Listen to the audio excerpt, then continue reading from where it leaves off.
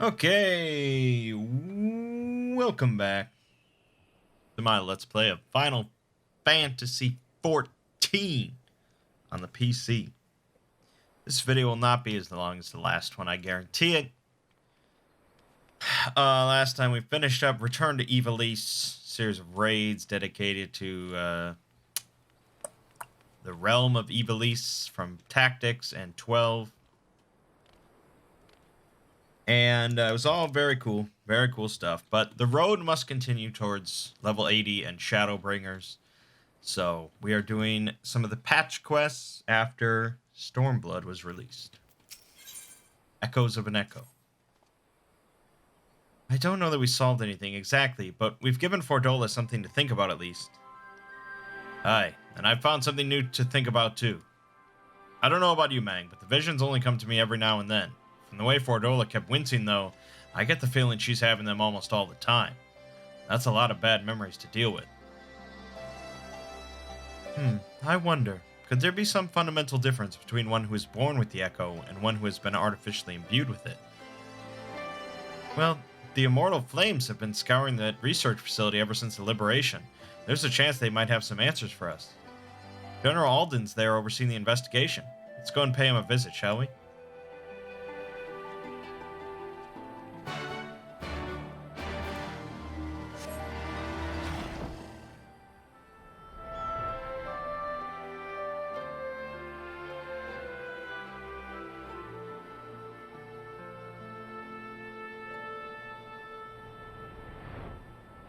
Resonatorium.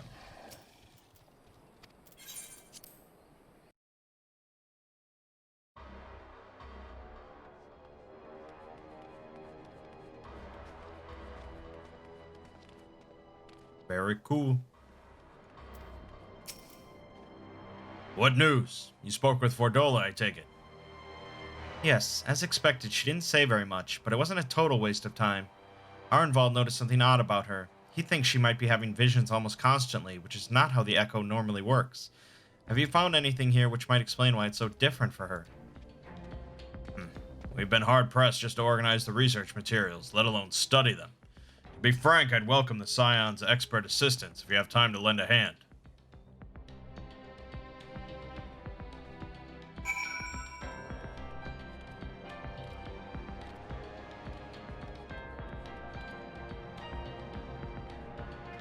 Magitech pod. I will interact with it. I'm doing something to it.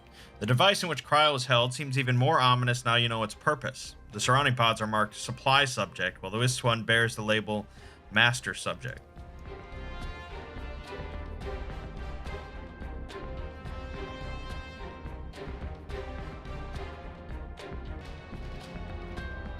Sorry, I had to sneeze.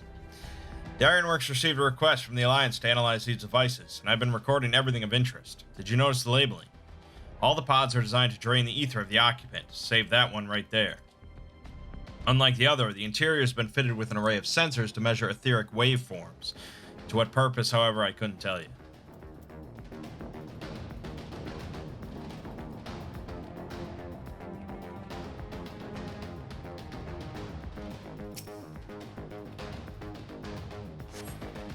Idle conversation prohibited. Eating and drinking prohibited. The fallen scrap of paper appears to list facility regulations, but nothing of any interest. Okay.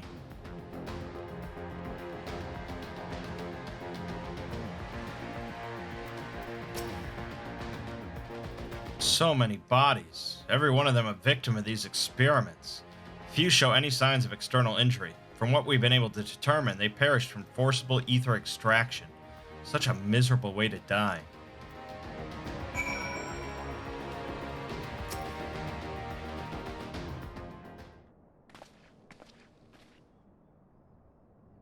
I know little and less of science, so any light you can shed on this facility's operations would be much appreciated. Mangg, shall we start with you?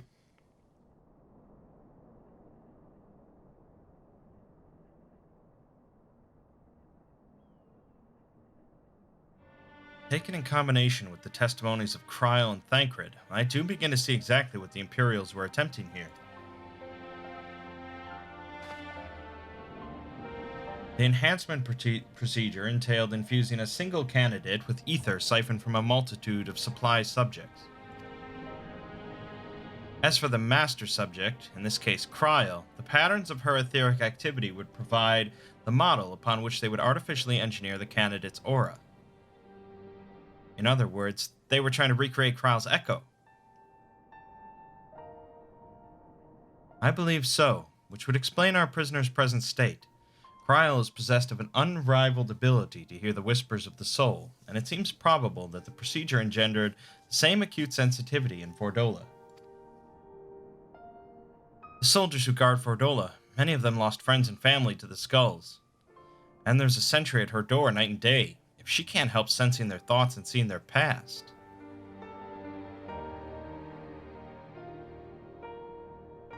But you don't just see their past, you live it. All the emotions, all the pain. Imagine what it'd do to you. You'd never be the same again. Indeed, as you may recall, Isael was completely transformed by a single glimpse of Race-Velger's past. Fordola has been forced to experience the agony of those whose lives she destroyed. The guilt must be unbearable. That explains her request to be executed. Sounds to me like a kind of justice. Regardless, she can suffer on for now. We have more pressing matters to consider. If the results of these experiments have been relayed back to Garlemald, there will be naught to stop the Empire from repeating the trick. They could give the echo to anyone, to an entire legion. We must be ready. We must learn all we can of these god-forsaken procedures, and Fordola remains our best source of information. She'll not be getting her wish. Not yet. Right. Keep faith, lass. If you're to convince others to follow you, you must believe what you're telling them. People will respond to passion, but not if it's feigned. I understand. Thank you, General. We should leave the flames to it. Let's go.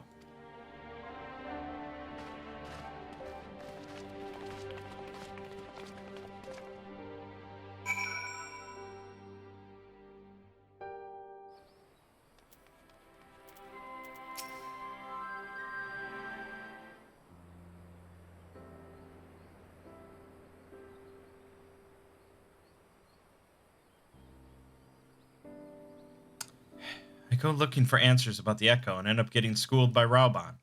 Yet more evidence that I don't know what I'm doing. It's no wonder people listen to him and not me. General Holden is a veteran of countless campaigns, Lise. You can't compare yourself to a commander of his experience. I know, but I also know that I couldn't have convinced that mob to give up and go home. It makes me realize how much we rely on his authority, and how much I still have to learn. I wonder what he'll do when everything here is settled. I mean, it's his homeland. After going to the trouble of winning it back, might he not want to stay? It is a quandary which countless refugees now face, to continue the life they built in Ul'dah or start again in the land of their birth.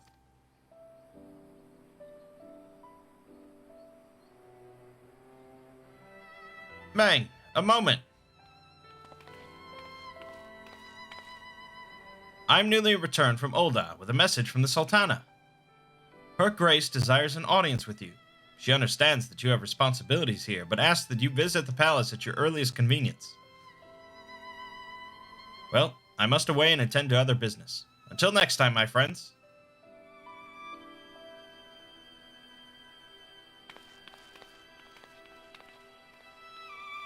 An audience with the Sultana. Depending on the nature of her consultation, this might be the perfect opportunity to inquire about the General's future plans. Yes, we'd all like to know about those, Alphino, but not everyone's as comfortable interrogating royalty as you. Take no notice of him, Mangg.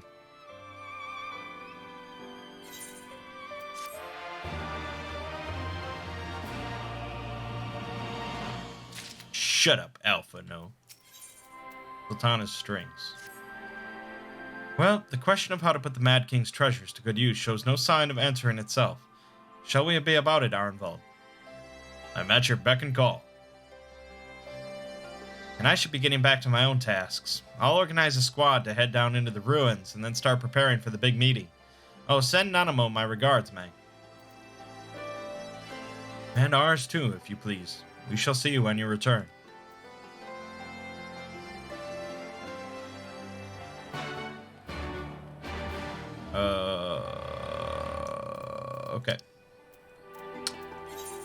Nanamo.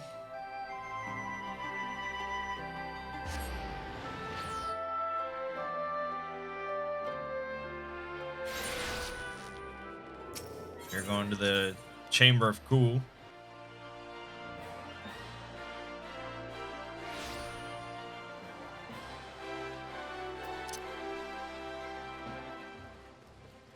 So I actually got my Astrologian up to 72 already, thanks to some roulettes.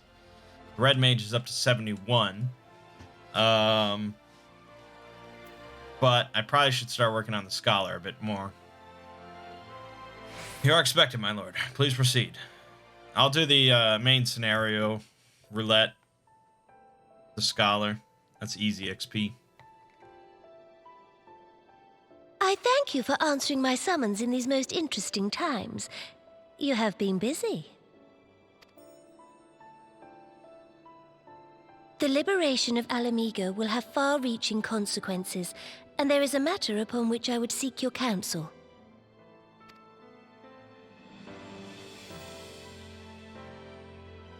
I speak of Rauban and his future.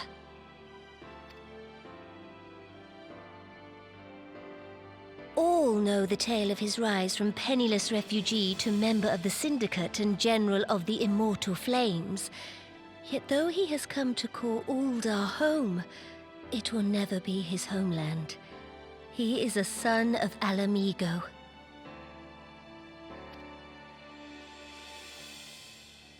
And now that she is free, I thought it only a matter of time before he sought my leave to return to her. Indeed, I had resigned myself to his loss.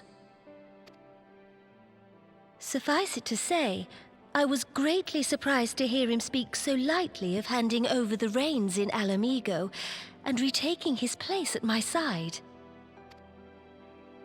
I will welcome him with open arms, of course. He is my most trusted advisor and my dearest friend. But I have known the man a long time, and beneath that steely gaze, I spied a flicker of doubt.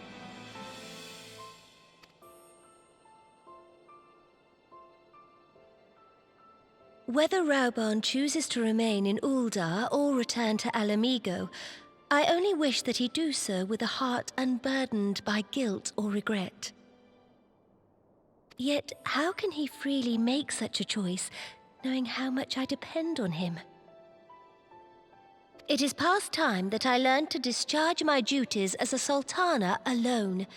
I must go forth and see my realm with my own eyes, and hear the wind with my own ears.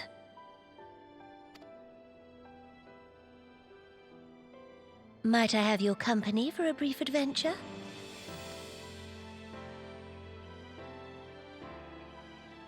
Wonderful. Allow me a moment to change into something a touch less conspicuous, and I will join you outside.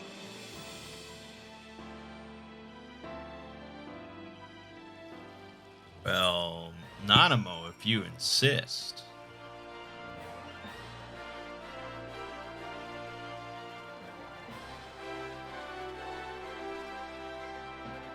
Why does her voice always seem a little different, like every single time she has a cutscene?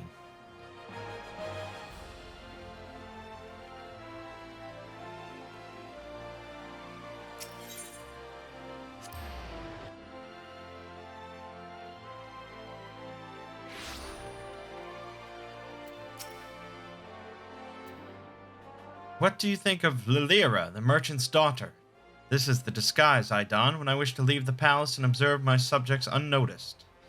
Ordinarily, Papashan would accompany me, but for this particular outing I need an advisor, not a minder.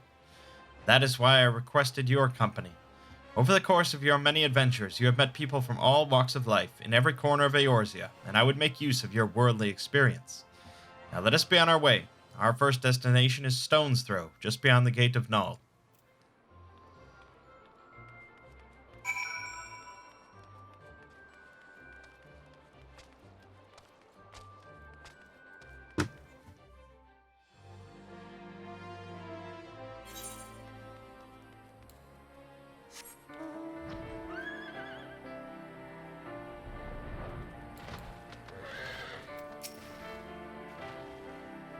Look upon this procession of tattered tents. These refugees camp in squalor at the mercy of the elements and Thanalan's predators both. The city's mighty walls offer safety, but the streets overflow with people as it is. And unless blessed by the hand of Nald himself, no refugee could ever hope to afford a dwelling in Ul'dah. 20 years have passed since the fall of Alamigo, and 5 since the calamity, yet the plight of the poor has grown more desperate, not less. As Sultana, the blame falls upon me. Your hands have been tied, Your Grace. Yes, my authority is limited, and that is an obstacle I must work to overcome. Shall we press on? I would follow the road to the unholy air. You could just build more walls. I mean, even if you had like a wooden palisade or something. But okay. I mean, you have enough fucking stone. Just move some stones around. Have the refugees fucking do it. I mean, this doesn't seem like that big of a problem.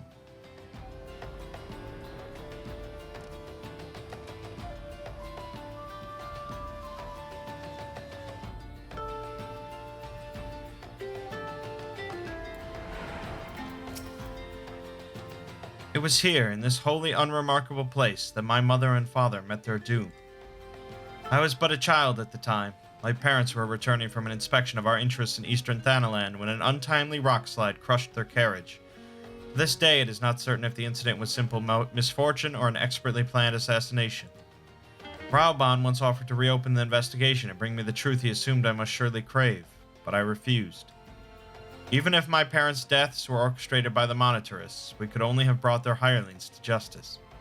The true villains, those who plotted to put me on the throne as a biddable puppet, were ever beyond our reach.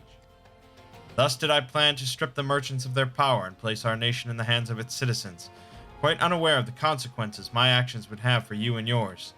I shudder to think how many goodly souls paid the price of my naivety. But I am no longer a child reciting words with witless obedience, and I will not be used as a pawn in the Monitor's damnable games. Forgive me my outburst. You are one of the few people to whom I feel I can speak my mind. Come, let us return to Ul'dah and visit the Colosseum.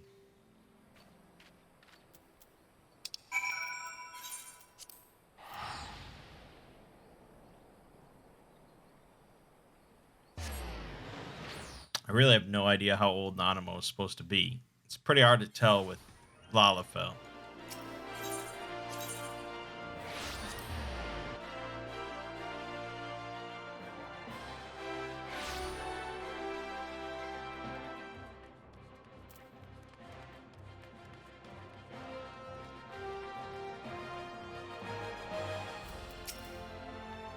From the moment I became Sultana, I found myself thrust into an endless parade of document signing and ceremonies.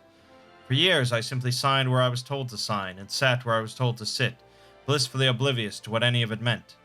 Yet one good thing did come from that ignominious chapter in my life, for it was during an official visit to the Colosseum that I first met Raoban. The match I had been invited to attend was not at all what I expected. They had pitted the bull of Alamigo against some dozen or so rival gladiators. Blinkered though I was, I would not stand for so obvious an injustice, and demanded to see a fair fight, one man against another, and my royal wish was duly granted. It was not until later that I learned of the gambling ring which had arranged for Raoban to die on the sands that day. Regardless, my intervention meant that Raoban had but a single opponent to dispatch, which he duly did. And when he knelt before me to receive the winner's purse, he swore that he would one day offer me his blade in service. Surrounded as I was by liars and manipulators, I confess I dismissed it as a pleasant piece of theater. But as you know, Raoban is a man of his word. Though it took him another 5 years of fighting on the blood sands, he amassed a fortune so great as to buy not only his freedom, but a seat on the syndicate. And then I had my blade.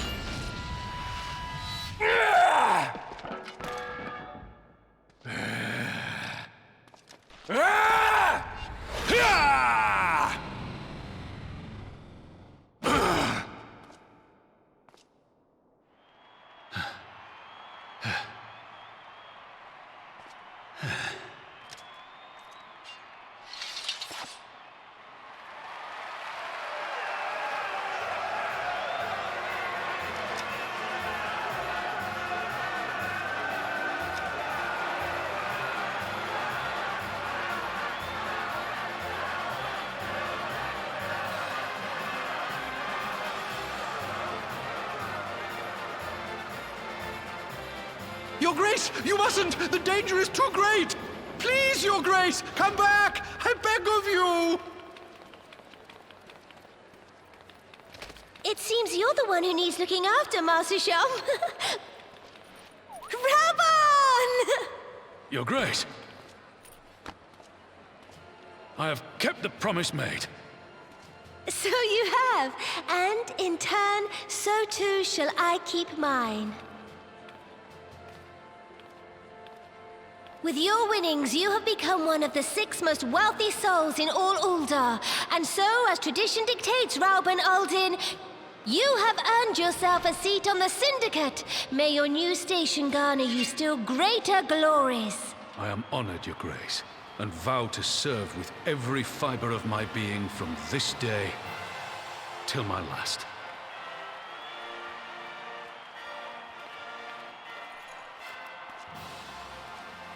Long live the Sultana, and long live Uldar!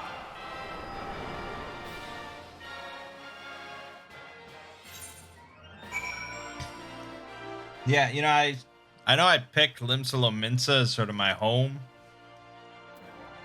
but Raubon is like 1,000 times better than Admiral Bloofs and Fitz and Floofs. Words cannot well express what that man means to me.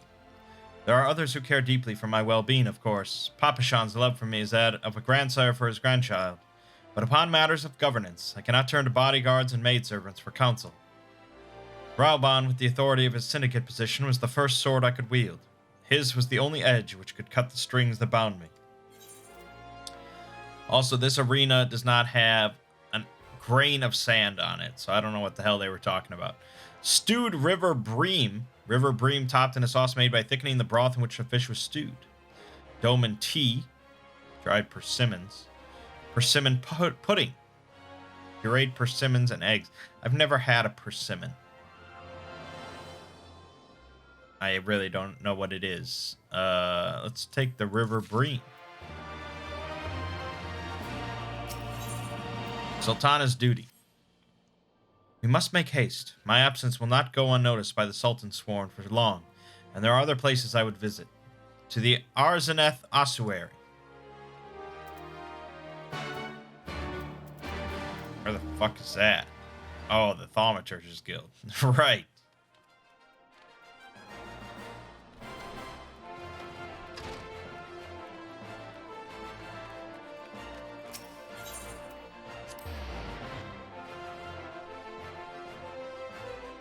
This is definitely some filler content right here.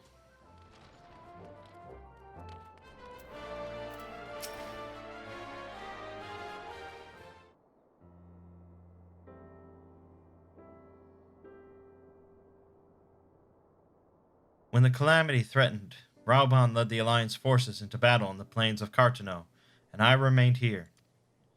I prayed with all my heart that Archon Louis-Sois would have the power to rouse the 12. Since that day, I have made a custom of visiting this shrine during each of my little excursions. Here I seek the blessing of Thal, reflect upon my choices, and ask myself if I am fulfilling my duties as Sultana.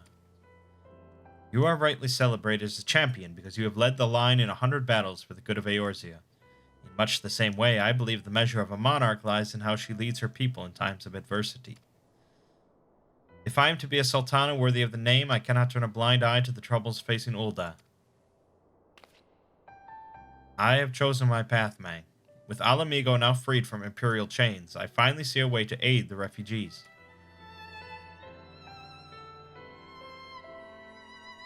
Already, many displaced Alamegans seek to begin the long trek home. To facilitate that process, I have made a small contribution. An artisan school in Rhalgr's Reach for any who wish to learn new trades. Realistically, however, it will take years for such training to yield tangible benefits. But we do not have years. These people will need shelter and employment if they are to survive, and this time the Ul'dah Treasury shall provide. Precisely where and how to allocate the necessary funds is, of course, another question. Why not seek the advice of one who employs refugees?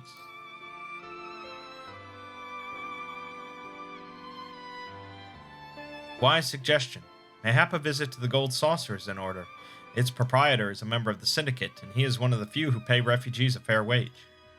I wonder, are you acquainted with Godbert Manderville? Ah, well, he is a most generous man, if something of an eccentric. Let us make our way to the landing, and I will see that word is sent to the Gold Saucer. Godbert should be only too glad to receive us.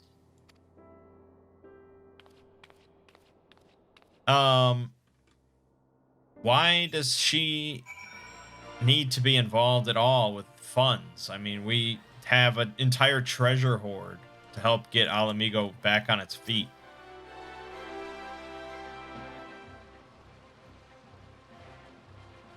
Uh-oh. Uh-oh. Disconnected.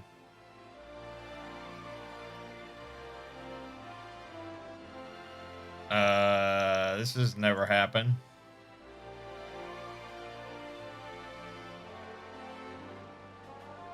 Okay, I guess I'll pause until this sorts itself out.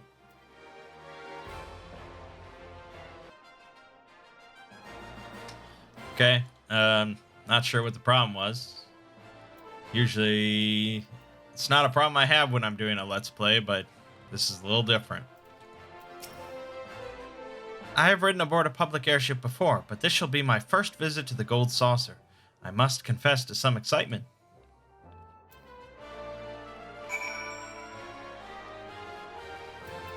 Okay. Well, no, it probably is faster to just go to the Gold Saucer this way.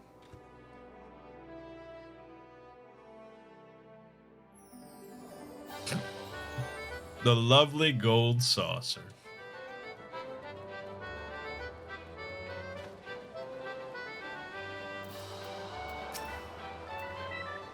I had heard descriptions of its splendor, yet I never dreamed it would be so bright and inviting. No, I couldn't possibly. We did not come here to fritter away the royal coin. Godbert will be expecting us. Come, let us head directly to the lounge and ignore these gaudy temptations.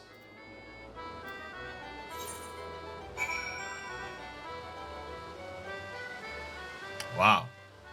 I've never seen this place this dead. I wonder if everyone on the server disconnected or something. I don't know. Okay. So wonder square wheels. Well, that'll probably put us. There we go. I believe this is where we are to meet Lord Manderville. Shall we sit while we await his coming? Let us sit.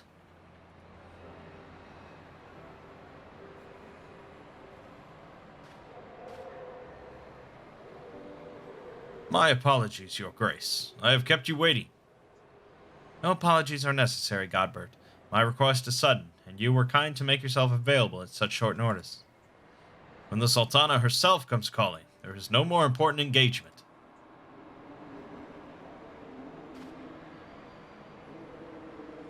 As to the purpose of my visit, I would have your thoughts on how the Crown might best aid the refugees residing in Thanalan. You are aware, I am sure, that many of Alamigo's displaced sons and daughters long to return to their newly liberated homeland, and you are also aware of how they will suffer without shelter and work to sustain them.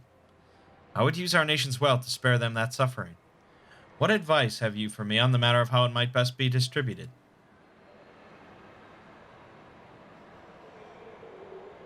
The unusual circumstances of our meeting, and your Grace's choice of companion, would suggest to me a desire for an honest and unvarnished opinion. I shall give you one. My advice to you is stop. Taxing Ulda's wealth to save Alamigan refugees is a terrible, terrible idea. You oppose my proposition? Most emphatically. I agree with your Grace that the refugees must have housing and employment, but what profit is there for Ulda in this arrangement? Profit? After all you have done for Gurabani's displaced, I thought you the very last person to seek to benefit from their misfortune. Forgive me, Your Grace, but you appear to be laboring under a misapprehension. It is a fine endeavor to support one's fellow man. I fear, however, that your stance is one born of pity. Your intent is to save the refugees, is it not?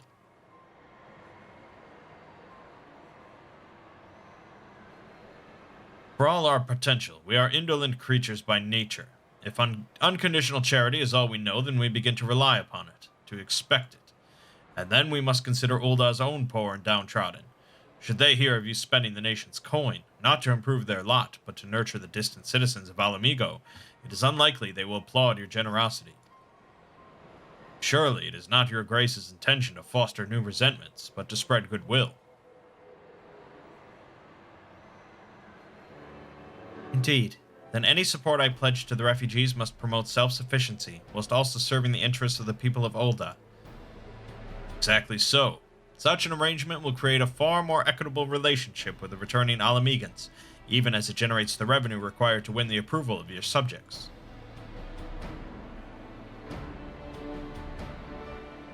You have given me much to ponder, Lord Manderville. I thank you for your candor.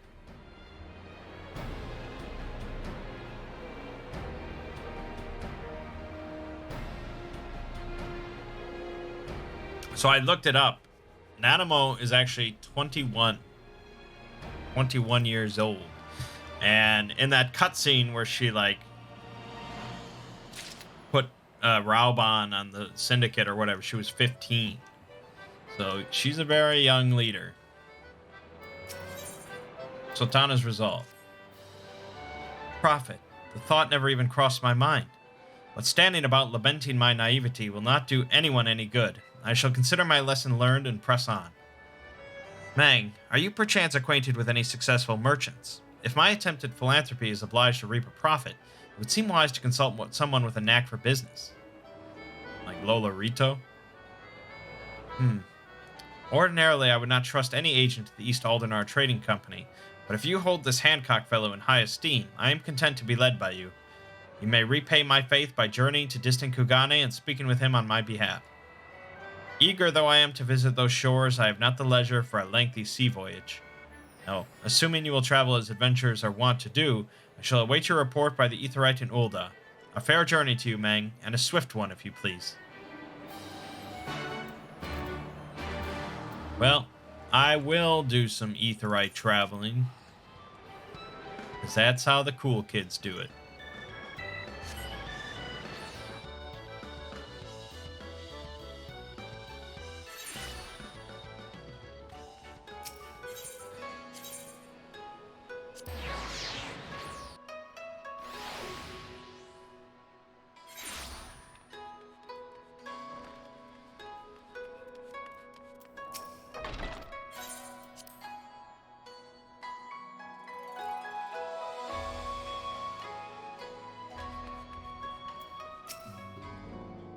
Mangg, to what do I owe the pleasure, or are you here on business? I beg your pardon. Her Grace the Sultana would have my opinion on how to best to invest the wealth of Ulda. My dear Mangg, I have you to thank for this recognition, I am sure, and I am flattered that you came to me, truly flattered. But why settle for a lowly apprentice when you could have the master? Upon matters of profit, there is no living soul better qualified to advise Her Grace than Chairman Lolarito, a man whose morning exertions are said to fill his garderobe with gold. What? I should be happy to arrange a meeting for you, say, at the Scion's former headquarters in Thanalan. The Waking Sands would seem a suitably neutral venue for negotiations, don't you think?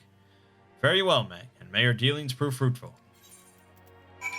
Alright, that's an odd choice. This is $1,000 to teleport between countries now. Not cheap, man.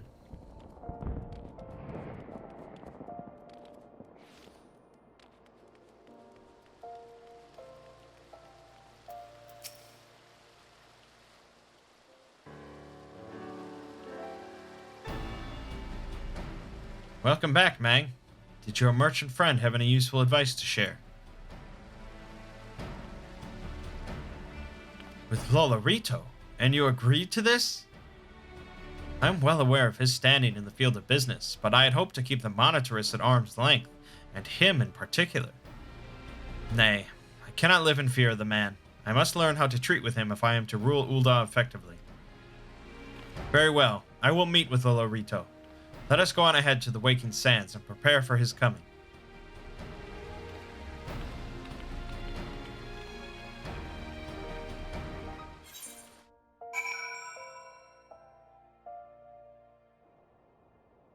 Wow, fucking teleported. What? Oh, as a side note, my Amazon order today is apparently being delivered by someone named Shiva. That has nothing to do with anything, but I thought it was pretty wild. You don't find too many people named Shiva in Wisconsin. So this is where the Scions first congregated. I have heard many tales, but never had occasion to visit. To work, then. The hour of the meeting draws near, and I would gather my thoughts. Pray see to it that we have the appointed room to ourselves.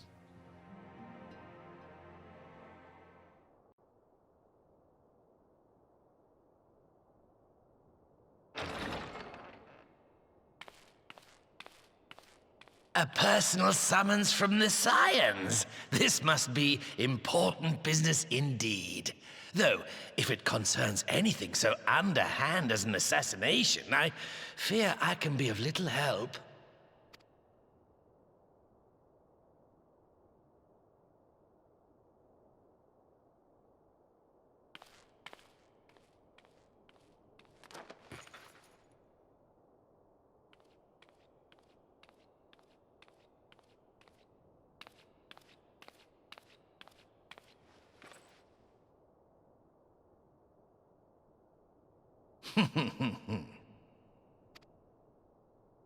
You have made your point. 'Tis indeed unsettling to find oneself seated across from an impassive mask.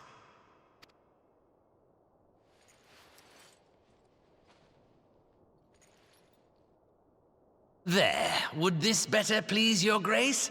Or should I address you as Lady Lilira?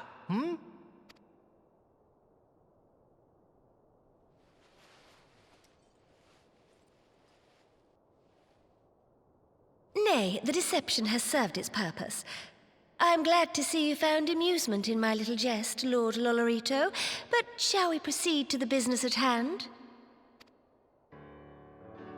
By all means. I must say I'm most eager to hear your proposal. Simply put, I would aid the refugees camped in Thanalan in their efforts to return to Alamigo.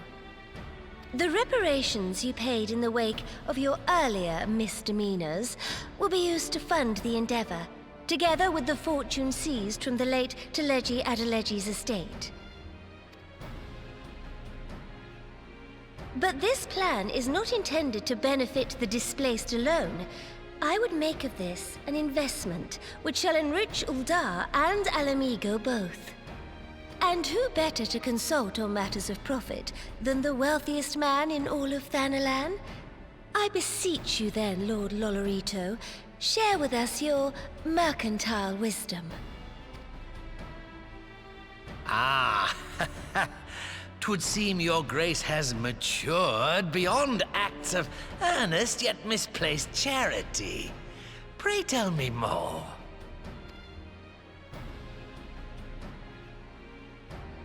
Sounds like just someone doing a Joker impression. I don't know. To summarize, in return for facilitating the repatriation of refugees and assisting in the establishment of new industry in Alamigo, you ask that a proportion of all subsequent profits be promised to Uldar. Ha! I am impressed, Your Grace. 'Tis an elegant solution, albeit one lacking certain crucial details, specifically which industry and where. How swiftly you identified the weakness in my plan, just as I knew you would. Your travels have taken you across the length and breadth of Gir Abania, and you know the land far better than I. Which of the settlements you visited would best provide a home for our refugees? Which has the greatest potential to flourish, given the appropriate investment?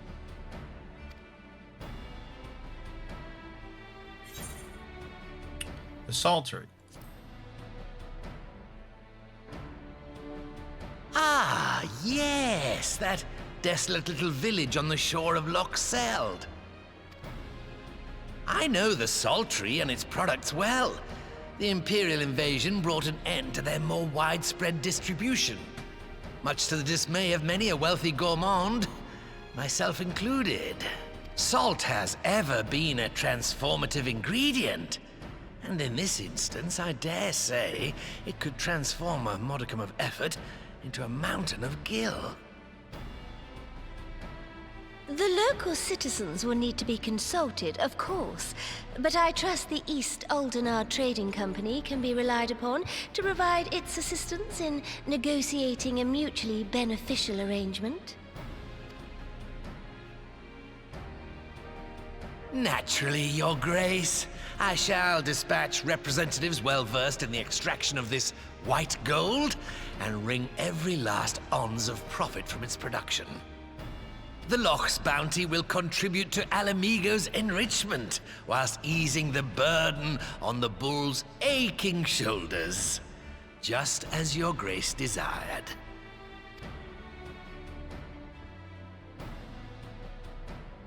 A deal is struck, then.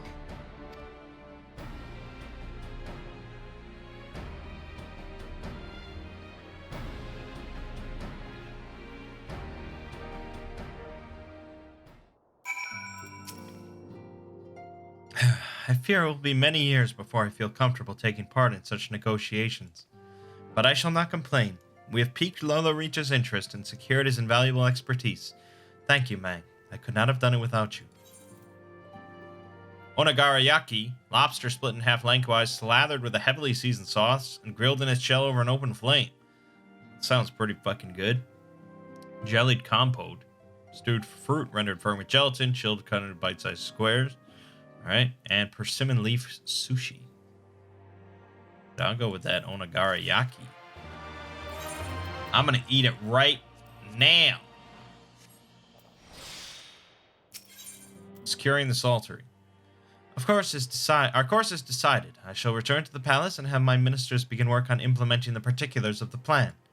If I could prevail upon you one more time, Mangg, I would ask that you convey the details of our negotiations to Commander Hext on your return to Alamigo. My thanks again. Together we have laid the groundwork for an endeavor which promises to benefit the peoples of Alamigo and Ulna both. Alright. Back to Alamigo.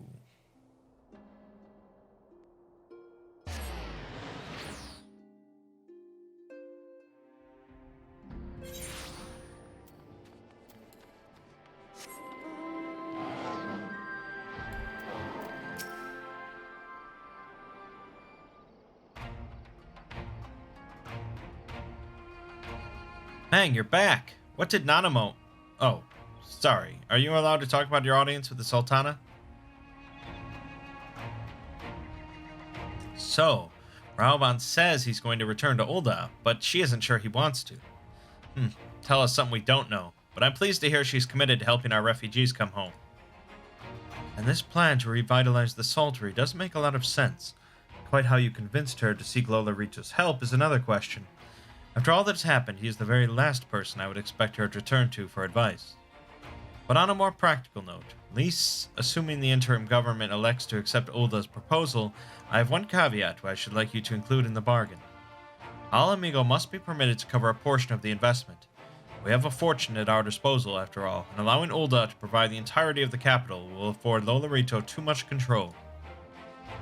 Honestly, Alphino, it's like Kugane never happened. What exactly does a ruthless profiteer have to do to earn your trust? But yes, you do make a good point. First things first, though. We need to discuss this proposal with the Saltery's residents.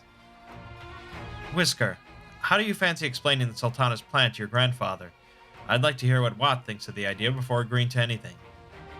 Right away, Commander. Would you mind coming along, Mangg? I might need you to fill in the details. Then I shall come as well. Should Watt wish to discuss figures, my knowledge of the nation's finances may prove useful.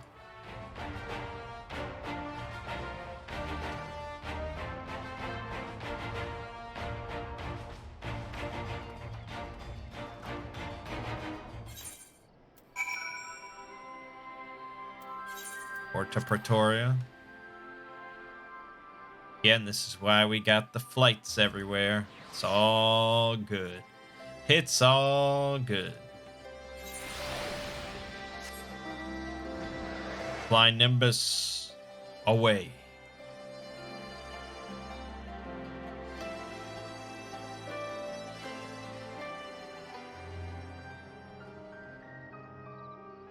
Wait, what the fuck? What is that? Tell me what that is. Look at my map. Tab back over to this video. Look at my map. And tell me what the fuck that is. I think you know. What manner of mischief brings you youngins to Old Wat this time, eh? You want to rebuild the Saltery, Grandad. Mangg, tell him about the deal. Here's the deal. Well, bugger me. We've never had the coin or the hands to put the place back to how it was. But it sounds like that's about to change. Just one small wrinkle in your plan. It doesn't account for all the nasties queuing up to eat anyone who goes near the shore. The king used to send soldiers to cull the buggers, but the Imperials weren't about to help the likes of us. Don't worry, Grandad. We'll take care of all that. Commander Hext has been talking about starting up regular patrols, and I'm sure she'd assign me to the lock if I asked. I'd appreciate that, Whisker, my lad. Truly I would. So does this mean you've gotten better with that blade of yours? I've been training, aye, but mostly to kill Imperials. You've some experience hunting monsters, don't you, Mangg? Think you could cast an eye over a few of the local beasties and teach me how to deal with them? Let's not waste any time then. I'll see you by the lock. Oh, I have some monster hunting experience. Whilst you are busy attending to the local fauna, I shall have Master Wat... Oh, shit. Ugh. Whilst you are busy attending to the local fauna, I shall have Master Wat explain to me exactly what is required to restore the Saltery to its former glory. Good hunting.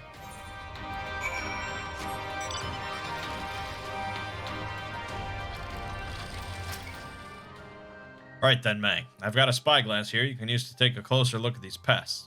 Once you've got their measure, you can tell me what to do, and we'll see how well I get on. Okay. Target a yabby. I assume this is a yabby. Probably its face is a weak point.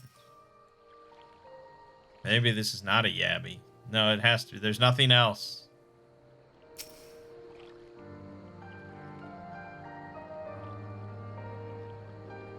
Do you want...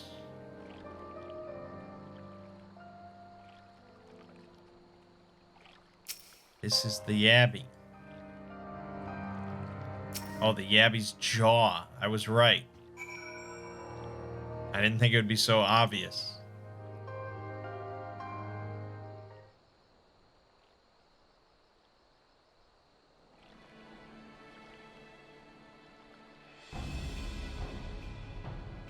Yabby's entire body is protected by a hard carapace, but the underside of the head looks soft and vulnerable. Oh, looks like you found a yabby. They say hitting their shells like smacking a rock. Any suggestions? Aim for the soft underside of the head.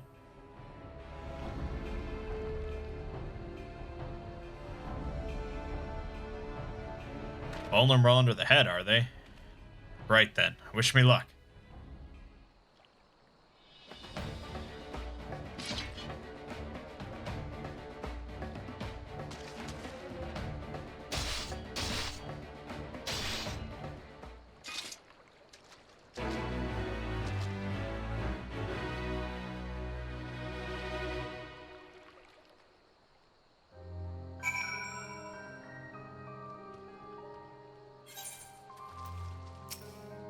Thanks, Mangg. I did just as you told me, and the wavekin went down like a sack of popotos. What's popotos, precious? Let's find something else.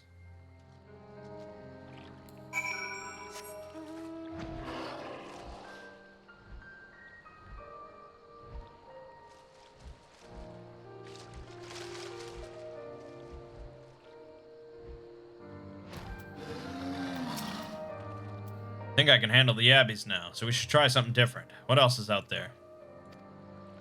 A phobad. Oh yeah, these things. Probably the eye, yeah. The video game, weak points are usually pretty obvious. Actually, in real life, weak points are usually pretty obvious too. Eyes in general are just good. The Fobat's hands are large and powerful, but destroying its crystallized core should render the salt golem inanimate. You sense power pulsating from behind its brow. Ugh, Fobat. How do I defeat one of those? Destroy the core within its brow. Just hit it really, really hard. Inside its head, is it? Try to stab it right between the eyes, then. Actually, stab it in the eye, if possible. Nope, not between the eyes, where there's probably a ridge of bone or whatever. Right in the eye.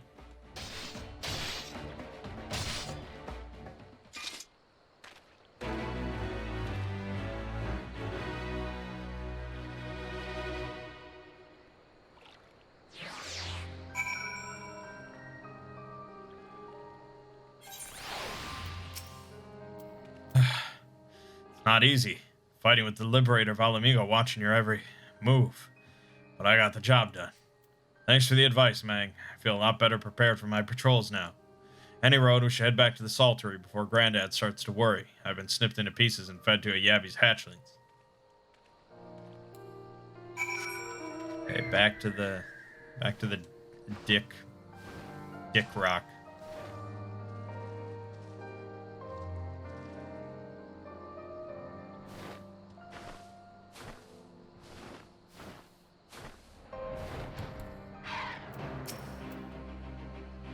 I see you've returned in one piece. Dealt with those beasties then, did you? I fought them myself, after a bit of instruction from Mangg here, like. Once I've shared what I've learned with the others, we should have no trouble keeping the shoreline clear. Good lad. Fine young man you become, Whisker. Fine young man indeed. Too often of late I hear tales of folk over in the city, drunk on victory and hungry for revenge, their heads stuck firmly in the past. But we need to set our sights on the future, on things which will improve our lot. Things like getting the Saltery ready to welcome our long-lost countrymen.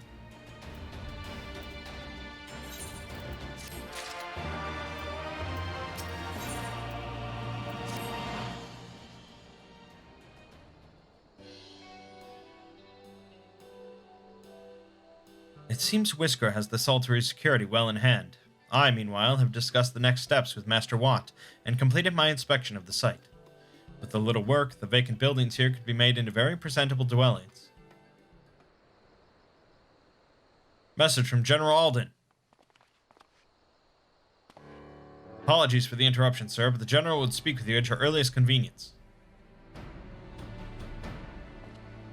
Do not feel obliged to wait around on my account. I will remain here to hammer out the finer details with Watt and act as an intermediary with our business partners in Ul'dah.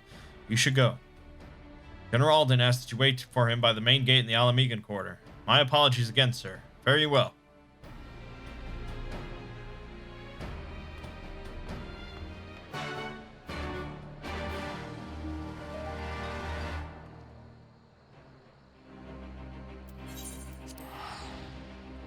Let's go.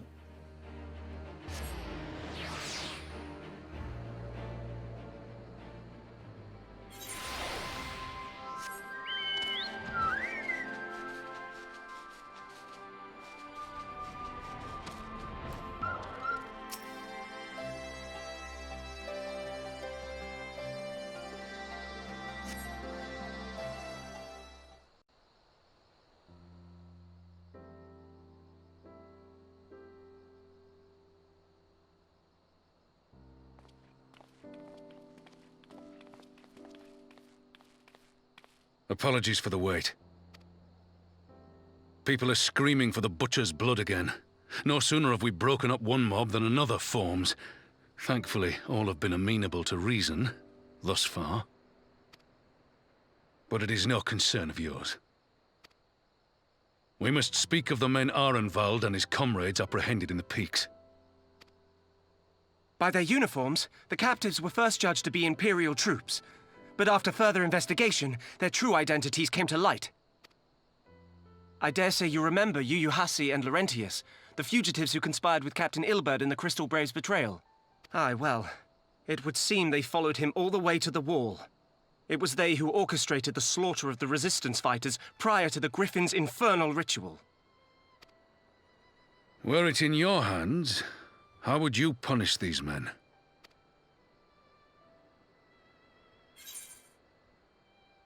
Lives would be forfeit.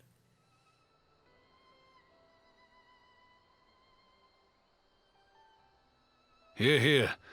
There is no more fitting sentence for the perpetrators of such a massacre, and that is but one of their crimes. In any event, I thank you for your honesty. When the time comes for the Alliance to pass judgment, I'll see that your opinion is heard. Well, that concludes our business here. But there is more I would say. Walk with me.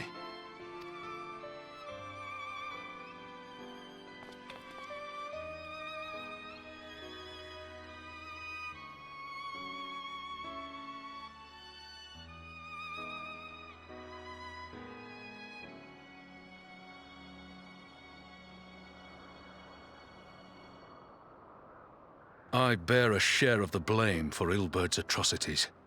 Had I openly supported the cause of Alamegan liberation, he might not have felt driven to do what he did. Things could have been different, and I'm sorry they aren't.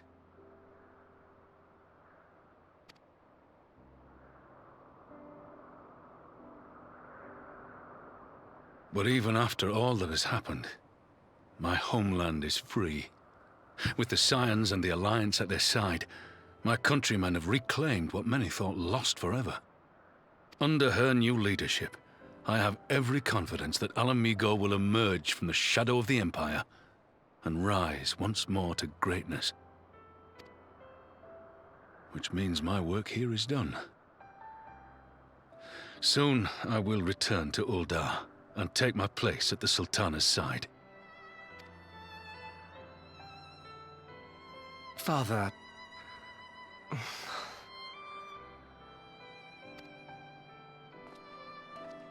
I'll not deny there's a part of me that wants to stay. The same part that contemplated renouncing my rank and joining you as a wandering sellsword.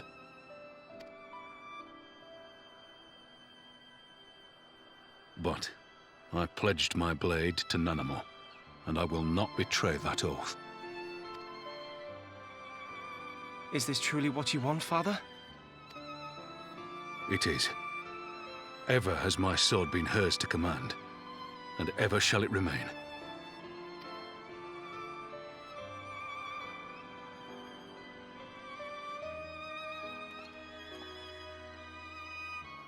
Thank you for lending an ear. When all the rest are clamoring for me to stay, I trust you'll send me on my way.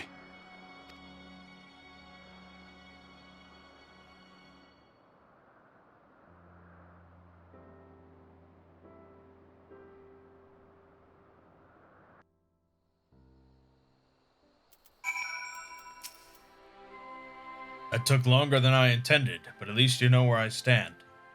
Now that's settled. Arnvald, what news? We may have a problem, sir.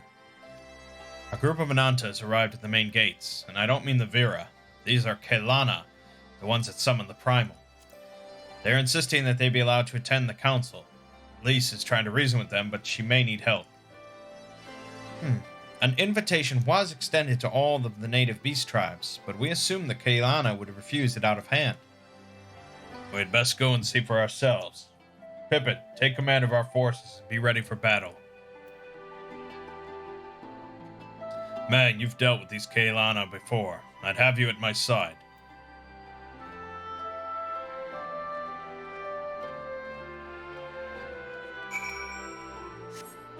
Oh shit. Snake bitch is gonna be causing trouble. Not on my watch.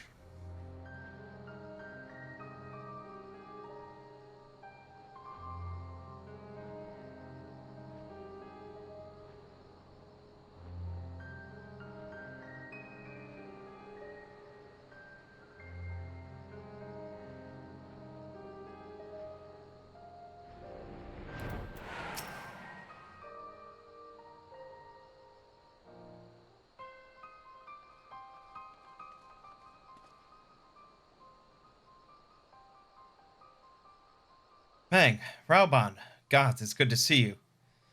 The Slayer has come. We have not forgotten how you sinned against the Lady of Bliss, But we did not come here to shed blood. You claim to seek harmony with all who call Gurabanya home. If this is truly your wish, you will welcome us as envoys of the Ananta. It is our wish, and you are welcome, but we cannot condone the summoning of primals. If you want to enter the palace, I must ask that you first surrender any crystal jewelry. You have my word that it will all be returned to you when the meeting is over. We'll do as you ask, but you will not have our weapons. We are not so foolish as to place ourselves entirely at the mercy of our tormentors. I reckon that's the closest we're going to get to a compromise, and we will have people standing guard. Aye, let them keep their swords. We have an agreement. Lead the way to your meeting chamber.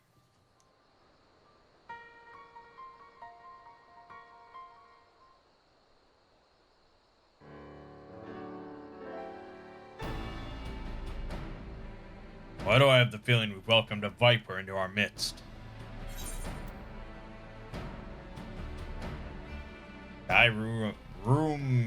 Rumyaku weapon.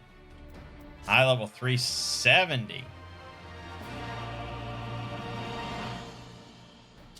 Alright, well I might as well slap that on the scholar.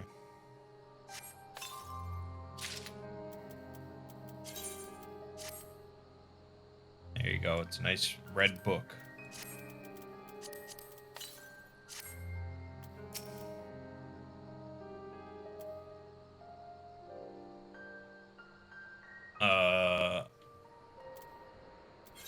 There we go. Return to the Bull. This Kailana elder's intentions seem at odds with all we know of her tribe. What think you, Mangg? The enthralled cannot be trusted. Aye, it is said that once a creature has fallen under the sway of a primal, there is no salvation, and I strongly doubt the Kailana have suddenly broken free of Lakshmi's will. Whatever the truth, I would take no chances. The guard must be strengthened, ideally with people who know a thing or two about primals. Can we rely on the scions? I'll round up our comrades and send them to the Alamegan quarter. You can go on ahead if you like, Mangg. My thanks. I will see you in the palace.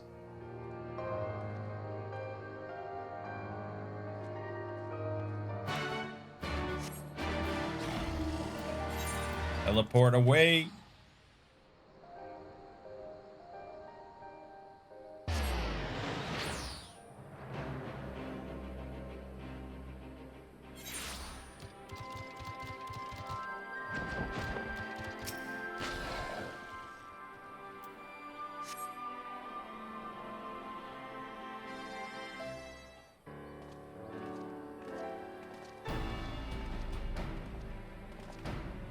Mangg, I've brought reinforcements. Arenvald told me of the arrival of our unexpected guests, and I agreed that it would be prudent to call upon Y'shtola and Thancred as well. One can never be too careful when dealing with the enthralled. I'm not familiar with the Kailana tribe myself, but Alizé's report suggested that they shunned contact with other races. Despised it, in fact, even compared to other Ananta. Indeed, this apparent reversal in attitude is most curious.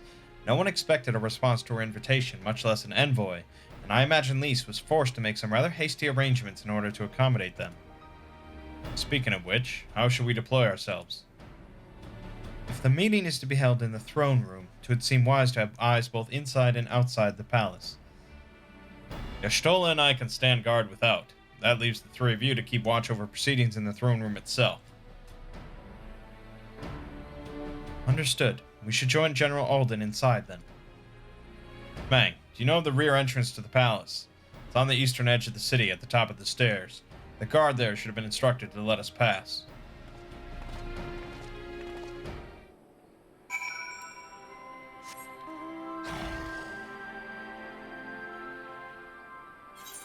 I mean, you know what's gonna happen, so let's just prepare.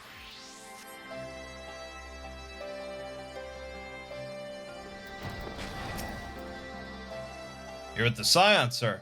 General Alden left orders that you were to be escorted inside, if you'll follow me.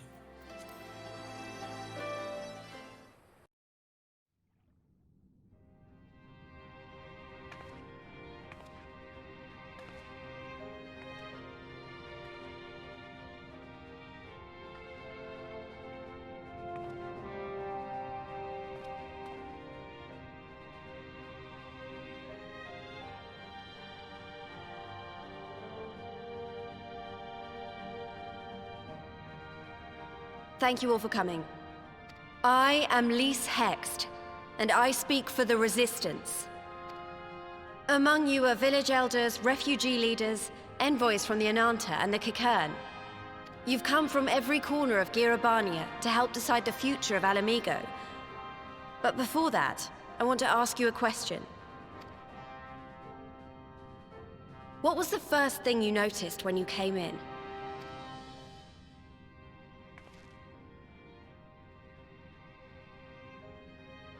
For me, it was that empty throne.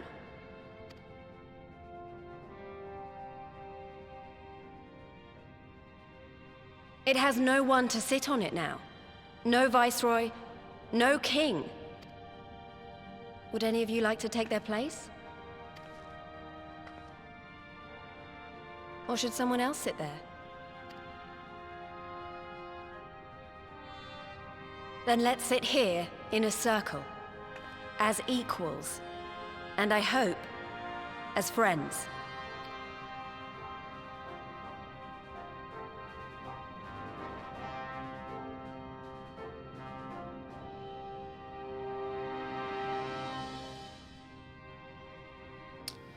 Couldn't get a fucking table? This is ridiculous.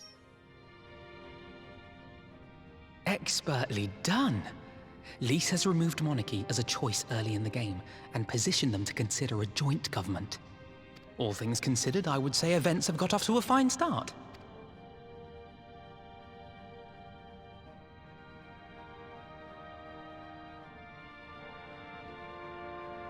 And that is Alagana's stance on the matter. Thank you, Ragenfrid. Another vote in favor. Next, let's hear from Shanti of the Kaliana. Tell us, how do your people feel about the idea of a republic?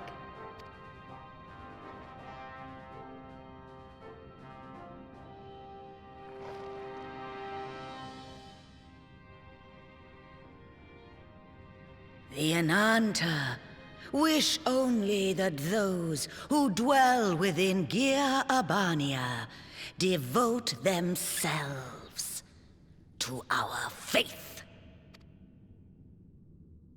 You shall all worship Sri Lakshmi!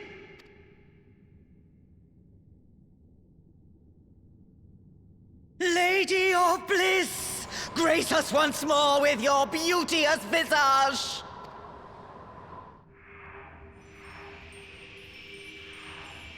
Dude, I already killed this bitch once. You want me to kill her again? How many times do you want me to kill your god? You keep serving her up, I'll put her down. This can't be happening. No crystals were allowed through the door. We can worry about the how of it later. We need to evacuate these people right now, or the Primal will make thralls of them all.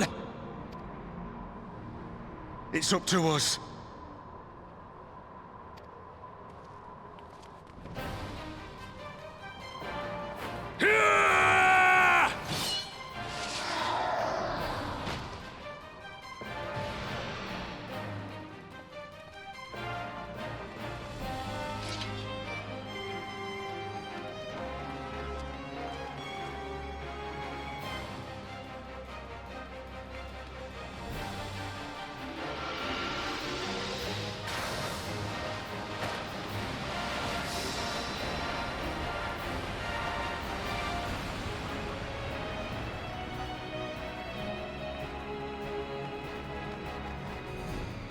So baller.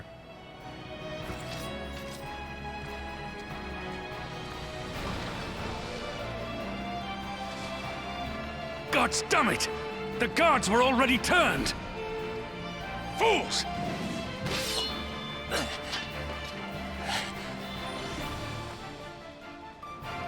Just pulling out those carbuncles left and right. No, don't! The Kaliana would see us all enthralled. Then they're going to be sorely disappointed. We have the Warrior of Light and Arenvold to shield us. Aye, but they can't well defend your guests and attack the Primal, can they? We're stuck on the back foot. We have the Warrior of Light and Arenvold to shield. It's like Oh, we gotta win this basketball game. But we have Michael Jordan and my 6-year-old nephew.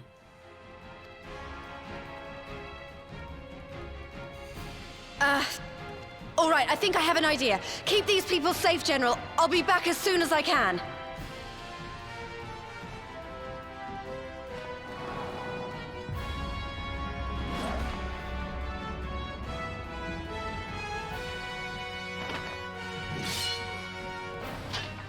Ah, whatever she's about, she'd best make it quick.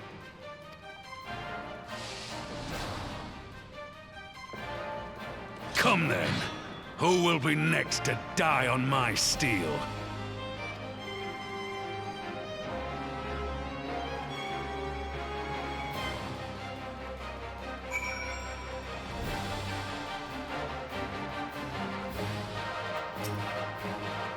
How do we fight her without leaving our allies wide open? Can't stay on the back foot forever. No, damn it, if I think like that, we've already lost. I have the Warrior of Light at my side. We can do this.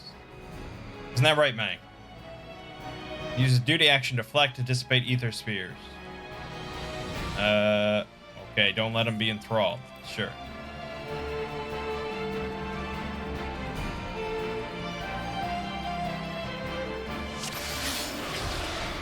Alrighty, here we go, baby.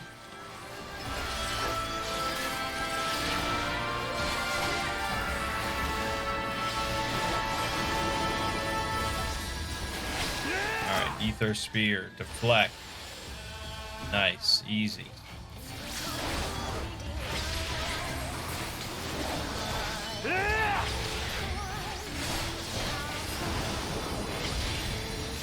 Deflect.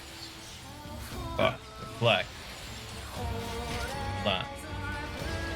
Deflect. Why, I offer you peace and serenity.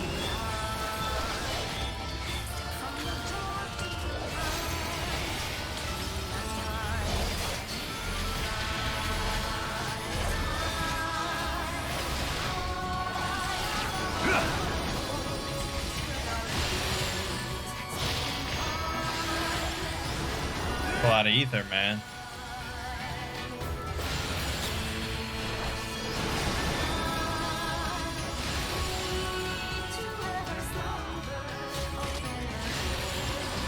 Okay.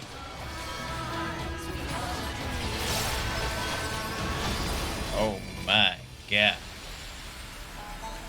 A lot of ether, man. Yeah.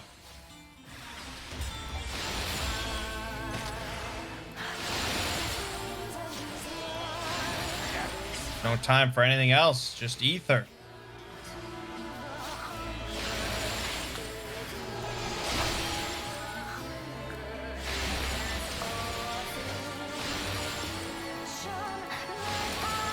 Got that shit. Got that. She's got that. I shall free you from your hate. Dude, they're dumping on more ether. Oh my god. Okay, I just want to fire that off.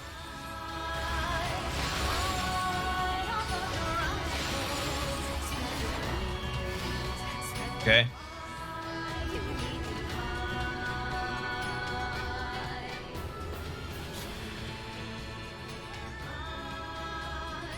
Damn it all! It's only a matter of time before we miss one.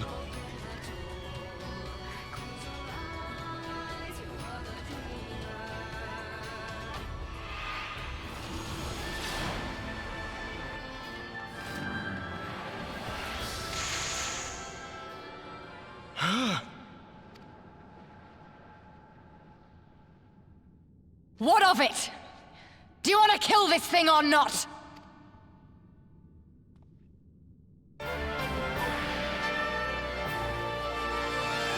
How did you get out of prison? Or am I not supposed to know that?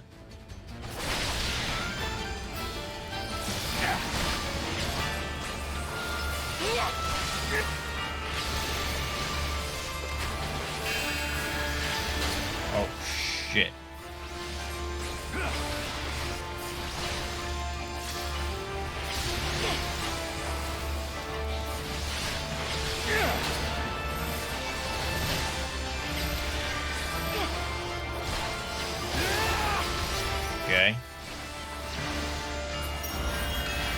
I was putting in, you know, raid mechanics and stuff during just normal quests, which is cool.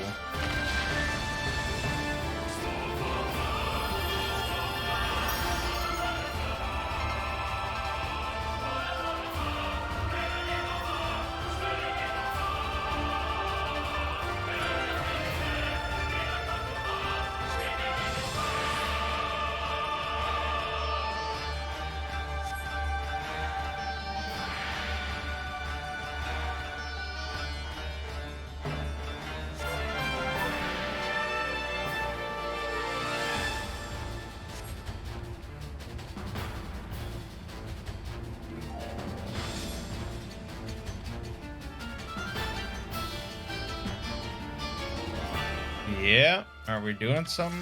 Okay.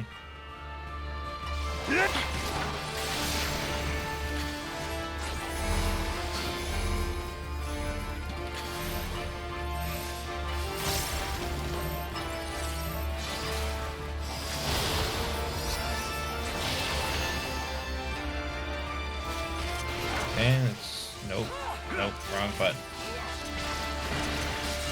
How did I fuck up all those buttons? Okay, great.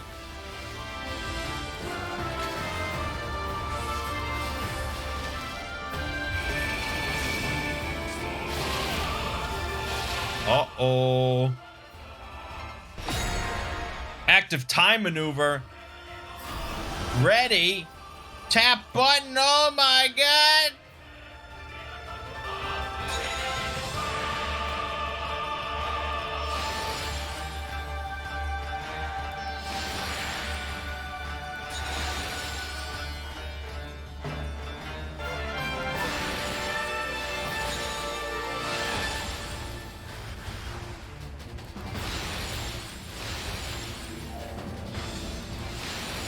I know, I said this video wasn't going to be as long as the last one. It won't be. It won't be. I'm sure this won't go on forever. Right?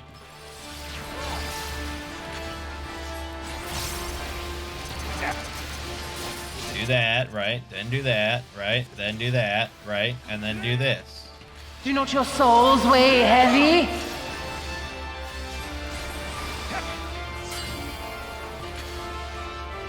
Okay, bubble.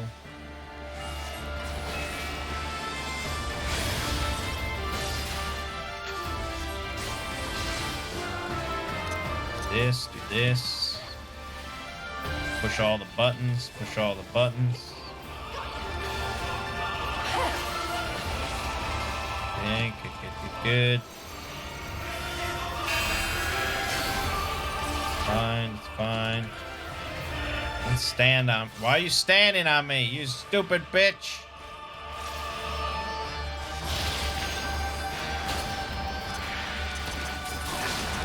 Okay, do this. Do this. We're holy. Pow.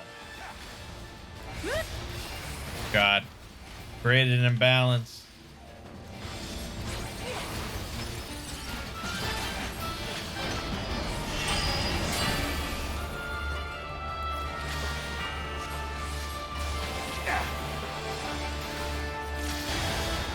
Manification. Pause. Do this. Okay, do this.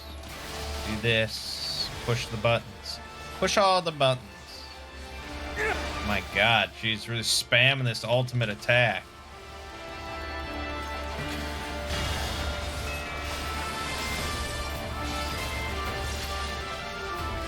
Okay, this is just a burn. But I'm not doing that much damage, dude. I'm going as fast and as hard as I can. Here it comes.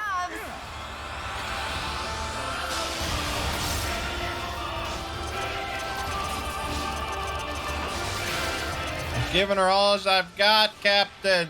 Darkness hold no sorrow. Oh, there we go.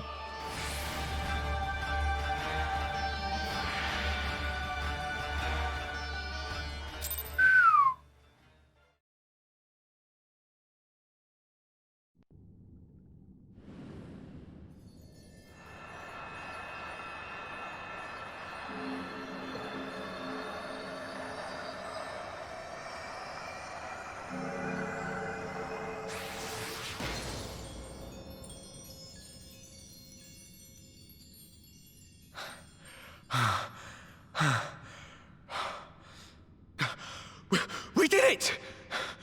We beat her!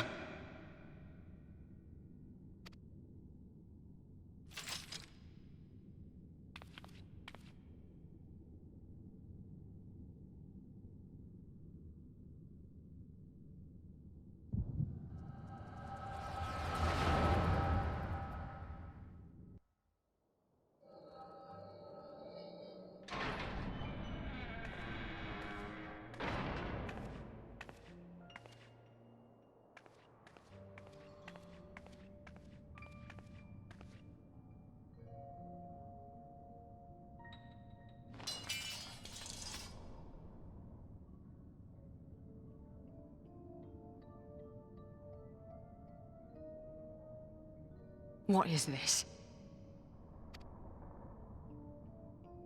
I'm only gonna say this once. The Ananta just summoned their primal in the throne room. My friends are fighting her, but they need help. They need someone with the Echo, and by the gods, I wish I had it, but I don't.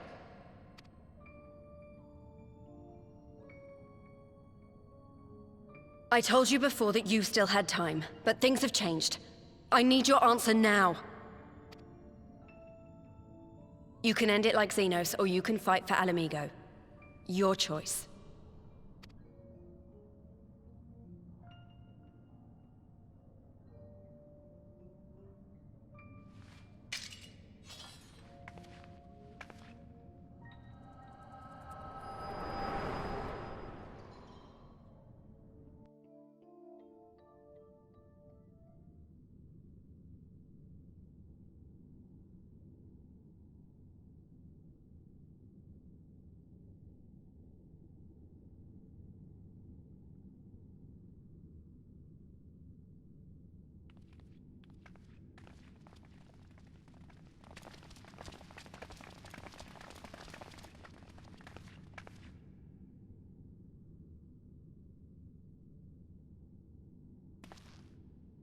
Seven hells.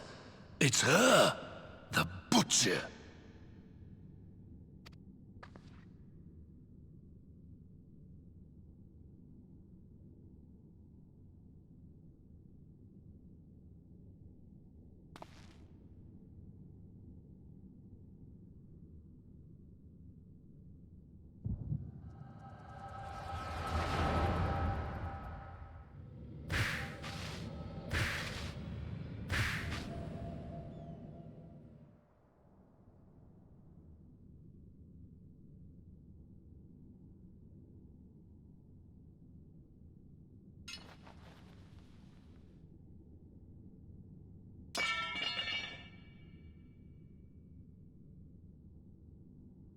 It's done. Take me back to my cell.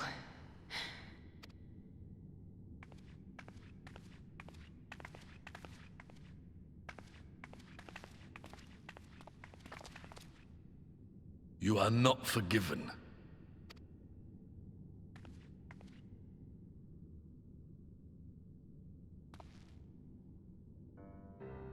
Not you. You I will never forgive.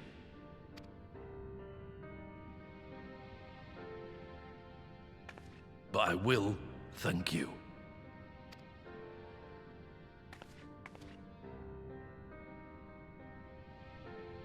For standing against a primal and saving us from servitude. You have my thanks.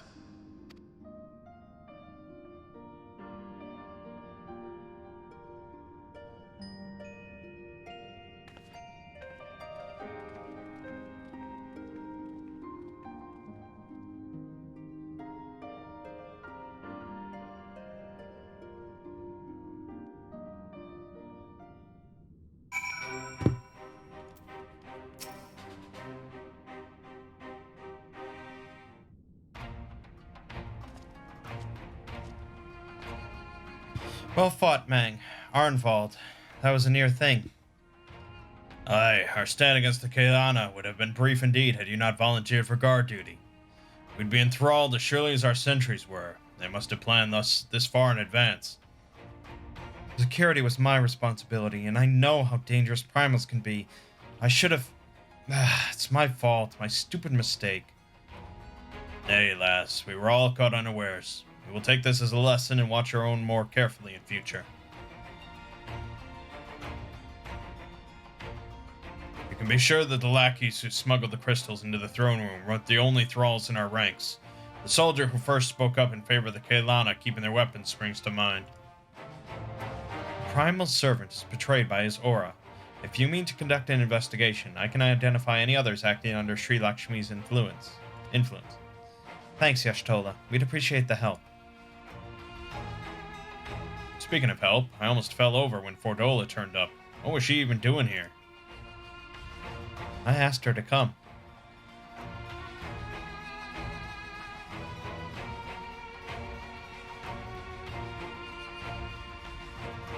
Well, that explains it then. It's sad, but Ragnfrid was right. Her victims will never forgive her for what she's done. But I don't think Fordola picked up that sword looking for forgiveness. She wanted to fight for her country. If you say the world in which Fordola grew up is partly to blame for what she became, then as an Alamegan I feel responsible for improving that world. We can't ignore what's happening right now. We have to show people a better way than vengeance, or we risk giving birth to a new generation of skulls. I know it's idealistic, but I want to help people to let go of their old grievances and make peace with each other. And I'll hold 1,000 meetings and talk till I'm blue in the face if that's what it takes. It is a long and arduous path you've chosen, but one well worth walking. Rest assured that I will do what I can to help you reach your destination. Thank you, Alphino. The first step will be to get our representatives back in the throne room. They're a little shaken, but not one of them seemed ready to run. We're all determined to finish what we started. I will see that you're not interrupted. Mangg, you and the Scions are to stand down. Get some rest. You've earned it.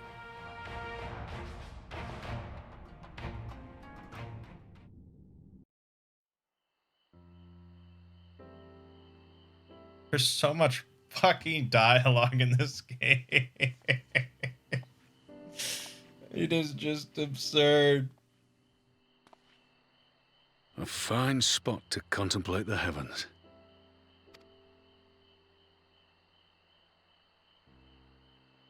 The meeting is over. The envoys have chosen to instate a government model on Ishgard's House of Commons, a ruling body of representatives elected by the people.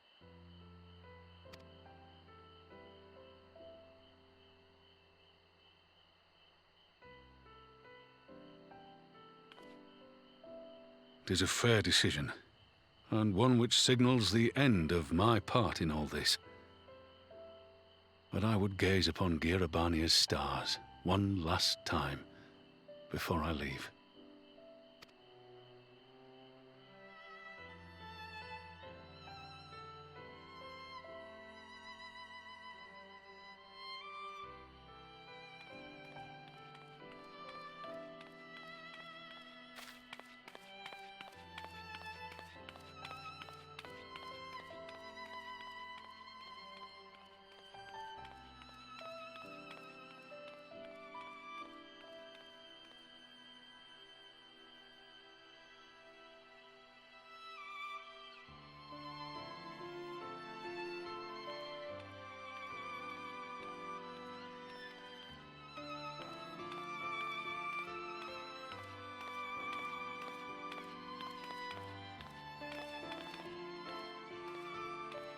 Forget something?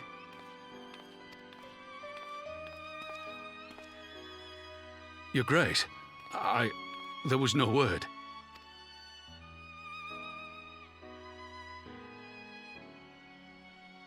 Raubon Aldin, you are hereby dismissed as General of the Immortal Flames and relieved of your seat on the Syndicate.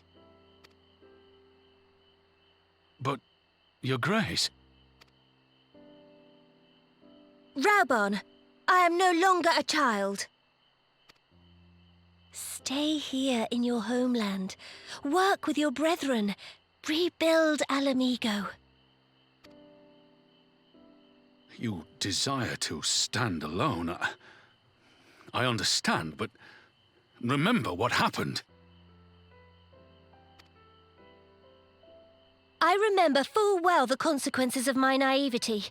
And thus did I consult at length with a most trusted adviser ere I embarked upon this course. A most trusted advisor? And what of me? Am I no longer deserving of your confidence?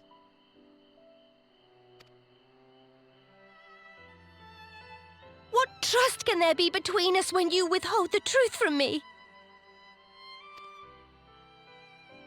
Did you think me oblivious to the anguish in your eyes when you spoke of returning to Uldar?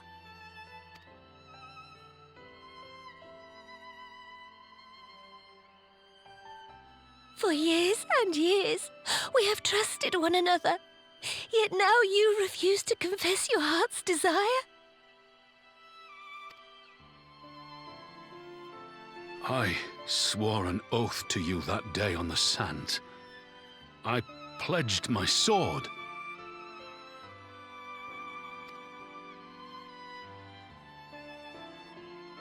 And it has served me well. But in Pippin you have forged a new sword, as sharp and deadly as the blade you bequeathed him. I will show you a Sultana who can wield every weapon at her disposal, including Lolorito and his monetarist cronies.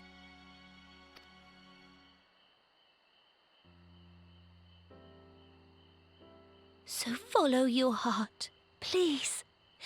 You are home. You are free.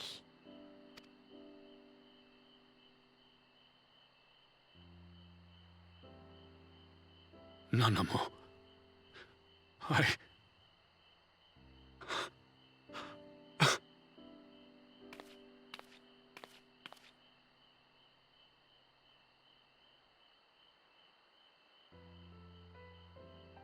Smile for me, Raubarn. I would have this parting be a joyous one.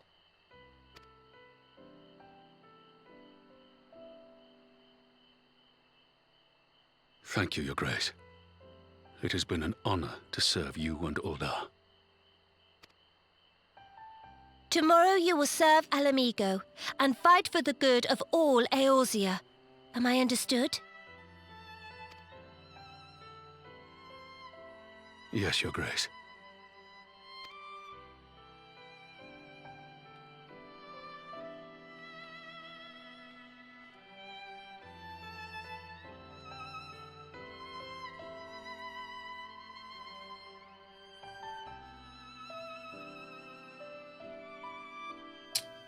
Yeah, that is pretty great. That is some pretty great shit.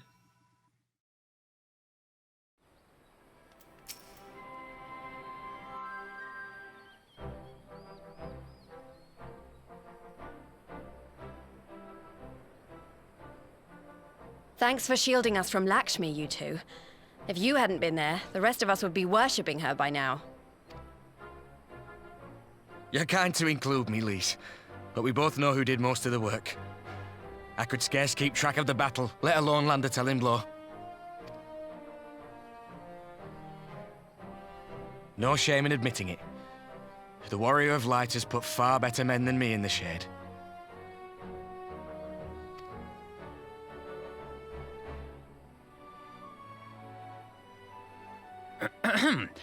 Did I mention that I encountered the Sultana in the palace? It would seem Her Grace has come to Girabania to oversee the final stages of her relocation project. She was in search of General Oldin, and I directed her to the rooftop garden.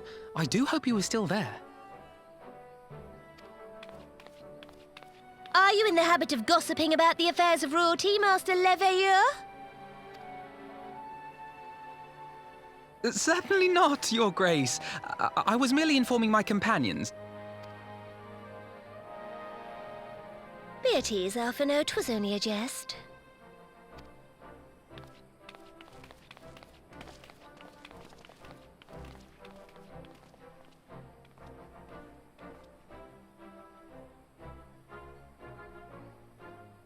But I must yield the floor to Raubarn. He has an important announcement to make.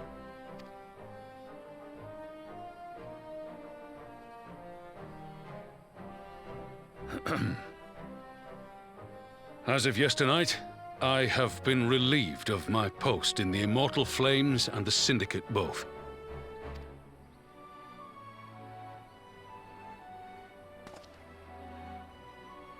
I shall be assuming my father's duties.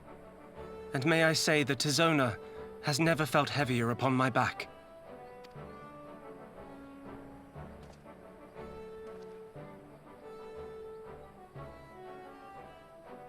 Twould seem I am in need of employment. Mayhap one of my old acquaintances can introduce me to a mercenary company or some such. You may be getting on in years, father, but you'd struggle to find a band of sellswords who wouldn't snap your hand off. Your remaining hand.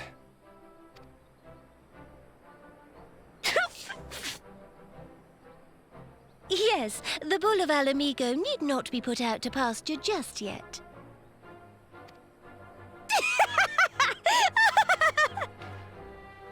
Your Grace has developed a wicked edge to her humor. And you, Pippin, would do well not to laugh when the future may hold the same for you.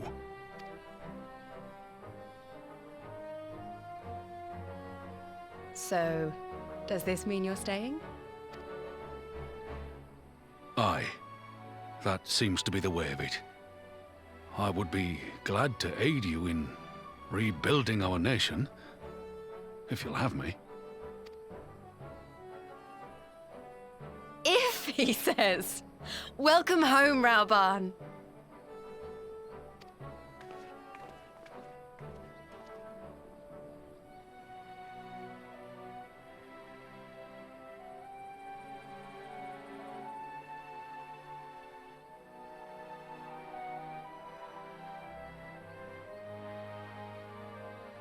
Well, that was unexpected, though you seem distinctly unsurprised.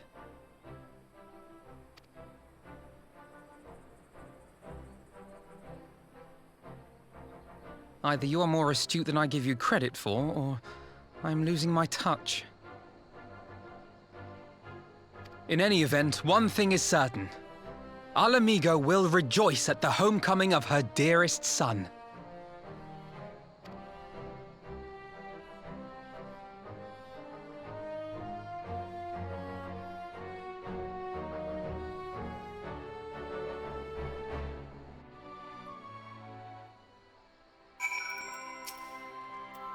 I think it's about time I headed back to Ralger's Reach. What's next for all of you?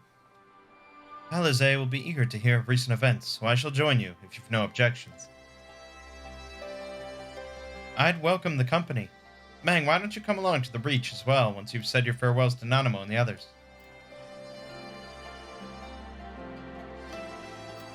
Upon completion of this quest, you'll be able to access palaces, rooftop gardens, blah, blah, blah. Okay.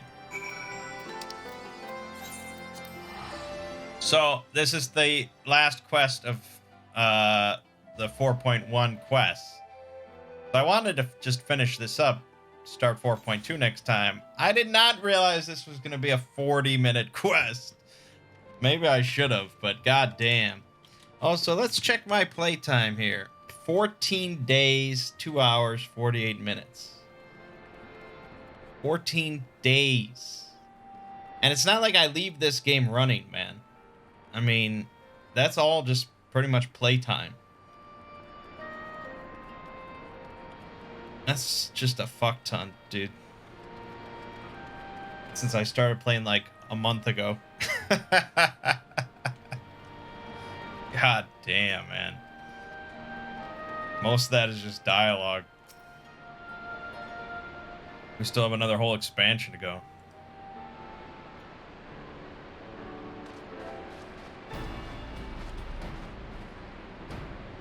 Well, here we are again. Alphino has regaled me with a thrilling tale of hidden treasure troves, mid-meeting betrayals, unlikely alliances, and joyous homecomings. It would seem I missed everything. I was patrolling the palace grounds with Thancred and Y'shtola when we heard the report of a primal in the throne room. I honestly doubted my own ears. As others have said, we were lucky to have our Echo-blessed champions nearby this time, but we'll need to keep a closer eye on the Kelliana. You can say that again. This whole episode has reminded me just how far apart our kinds still are. Looks like centuries of fear and mistrust really can't be washed away in a day. But someone has to make an effort at reconciliation if these conflicts are ever going to end. Naturally, a lot of people are crying out for vengeance, but I've been doing my best to calm things down. Violent reprisals will only lead to more summonings. Indeed, violence will ever beget violence, as the Empire has learned to its cost in its recent times. In any case, summoning Lakshmi was the broodmother's doing, and whoever replaces her might not be so keen on the idea. We'll just have to watch and wait. Which isn't to say we won't be putting the safety of our allies in the Vera and M tribes first. I plan to have resistance scouts keep track of the Kelowna's movements at all times. My parents will be relieved to hear that. What are your plans for the rest of the resistance army out of interest? Are we to prepare for Imperial counterattacks? That would be a question for the Resistance's newest recruit, a military commander with far more experience than me. What? The Bull of Alamigo? We call it an army, but the Resistance is really a collection of smaller, independent groups, and when Conrad passed his command on to me, that authority only extended to the freedom fighters based in Ralger's Reach. He just needed to be serving as the Resistance spokesman at the time, and needed someone to take over the role while everything was in disarray. Just happened to be serving. But that time has passed. When I speak with the other leaders about reforming the army under the new government, I'll be nominating Rauban as the overall commander of our forces. He has more experience than the rest of us put together, and we stand to learn a lot from him. Indeed, he is in all respects the ideal choice. Assuming he accepts the post, Alamigo will have added a formidable weapon to its arsenal. And given the progress of Nanamo's resettlement initiative, I see great cause for hope. The seeds which we so carefully sowed have begun to quicken, my friends. I like that. We tend to our promises and watch as Alamigo blooms.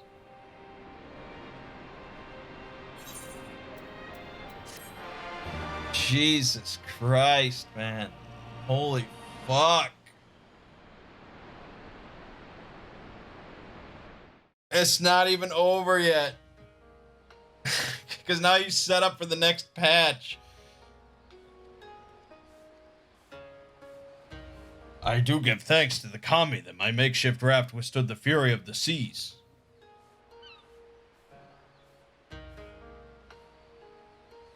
But there their generosity ended.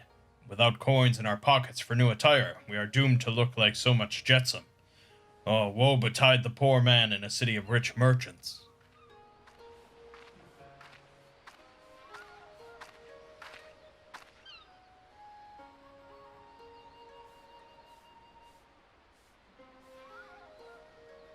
These dango are delicious. Will you have one? More sweetbreads. I surrendered my blade to secure what few coins we have.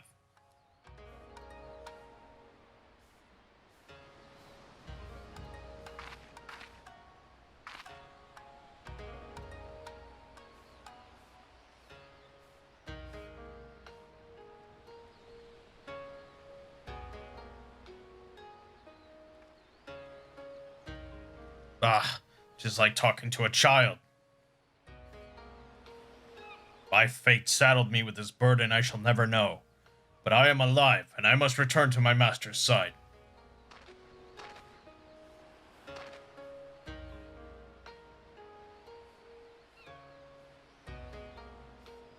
Come, Suyu. We shall find a ship to carry us across the Ruby Sea.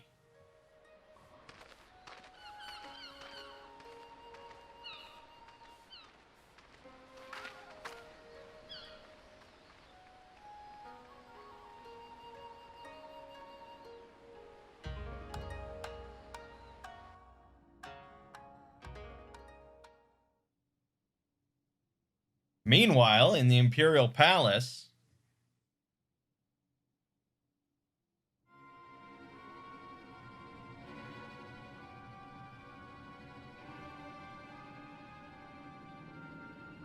Have you read the reports? First Doma, then Alamigo, and Lord Zenos put to the sword. Not believe everything you read. I hear the Viceroy was merely wounded, and that he has already returned to the capital. Naturally, the savages beat their chests and boast loudly of taking his head regardless. Nay, Lord Zenos lives?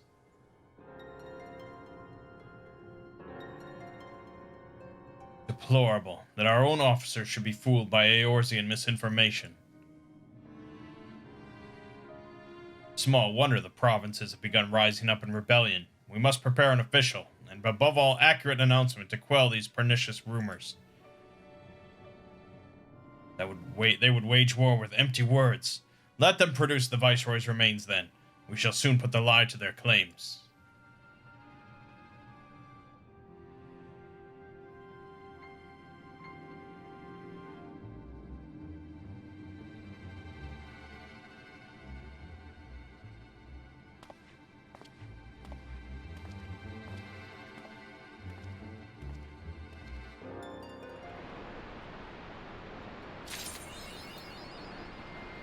Jesus Christ, man. I mean, like, I like the story and stuff, but when they just do that for so long, it's like, my God, break it up. Like, the first 6 quests of this video took 1 hour. The final quest, 50 minutes. Holy shit. I shouldn't have pushed it, but then, like, that quest would have been basically the entire next video. My God.